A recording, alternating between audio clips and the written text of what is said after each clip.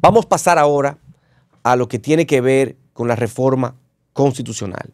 Recordar que eran 10 puntos o 10 artículos de 4 puntos especiales de el mandato presidencial, el Procurador General de la República, la unificación de las elecciones y la matrícula de la Cámara de Diputados en el Congreso Nacional o su reducción.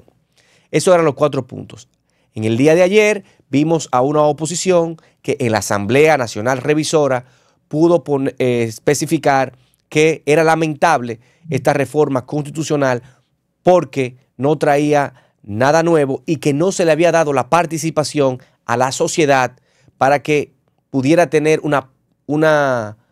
pudiera tener vela en la modificación constitucional. Esto así creando los puntos específicos, porque ayer se aprobó que se eliminara la figura del Procurador General de la República en el Consejo Nacional de la Magistratura. Algo que llama poderosamente la atención es que con esto se trata de desconstitucionalizar y se le trata de reprimir algunos poderes al Procurador General de la República, que en verdad sería al cuerpo del Ministerio Público. Y quiero establecer varias cosas importantes. Lo primero es que el Procurador General de la República es eliminado del Consejo Nacional de la Magistratura. Ahora bien, ¿a quién, con quién se sustituye? Con el presidente del Tribunal Constitucional. Y ese comentario lo recogemos ahora. Pero ¿qué pasa? ¿Quién elige al Procurador General de la República? Lo va a seguir proponiendo el presidente de la República y este será el único que lo podrá proponer. No una terna, no dos, solamente uno. Él propondrá al Procurador General de la República. ¿A quién? Al órgano o al organismo del Consejo Nacional de la Magistratura, creado en el año del 1994, con esa crisis política que existía en ese momento. Ahora, quien escoge al Procurador General de la Magistratura a propuesta del presidente de la República es el Consejo Nacional de la Magistratura, que maneja ¿quién? El presidente de la República. Es decir, va a seguir siendo lo mismo, pero en otras palabras. Es como un juego del mecanismo. El mecanismo sigue siendo prácticamente el mismo. Y se le agrega que este funcionario será inamovible por 2 años. Que también va a seguir teniendo pues la supervisión o sujeto a la decisión del presidente, porque te van a volver a proponer en 2 años. ¿Y quién te propone? El presidente de la República. Es decir, hemos visto que aquí se elimina la figura del Procurador General de la República, pero ¿qué es lo interesante? Y yo quisiera que me pongan mucha atención con esto. Los 7 fiscales van a seguir, que nombra 7 fiscales adjuntos al Procurador General de la República. Adivinen quién los sigue nombrando. El Poder Ejecutivo. ¿A través de quién? Del presidente de la República. Sigue la figura de elección de su propuesta de los 7 fiscales que le tocan al Poder Ejecutivo. Y los otros 7 fiscales, ¿a quién le tocan? Al Consejo Superior del Ministerio Público. Aquí solo cambia que la modalidad de elección del Procurador General de la República. Es lo único que cambia. Entonces, estamos viendo que aquí, en el juego de mecanismo y en el juego de palabras, en cuanto a esto se refiere, pues no le vemos ninguna bondad. Ahora bien,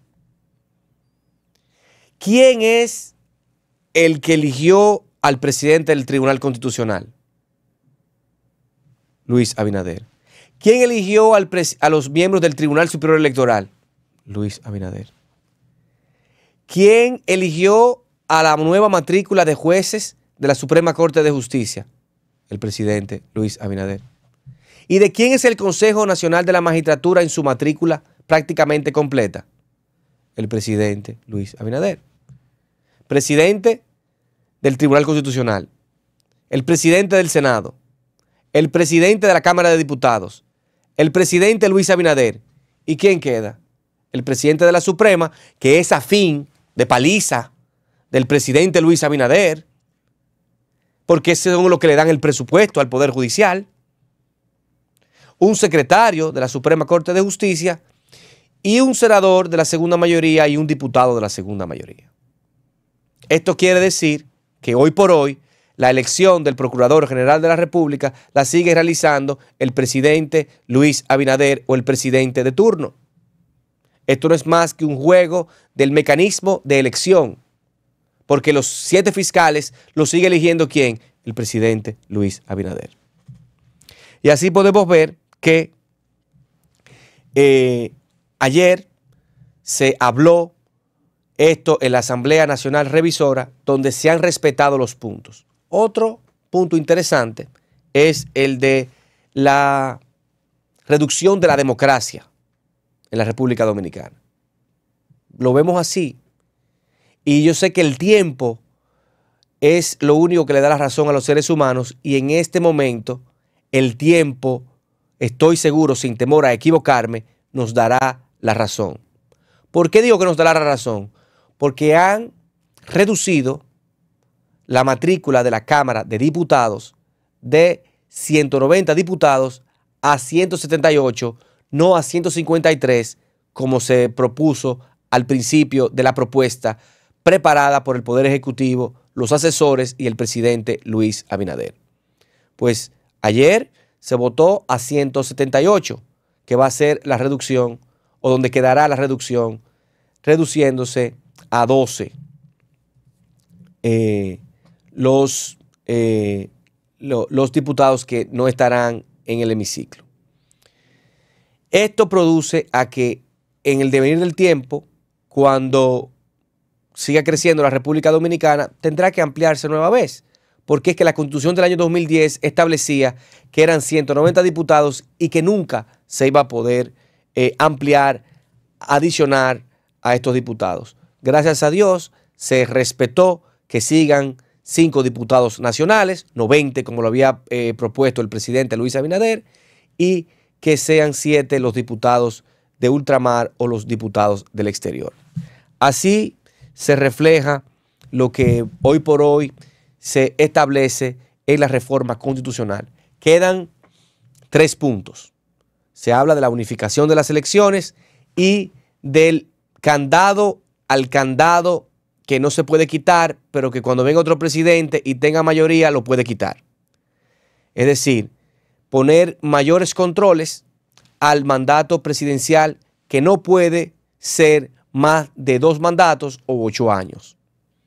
Y esto se va a querer establecer donde hay una cláusula que especifica que el presidente Luis Abinader no podrá optar por un mandato presidencial nunca jamás. Estaremos atentos viendo que todos los puntos se han podido respetar hasta ahora.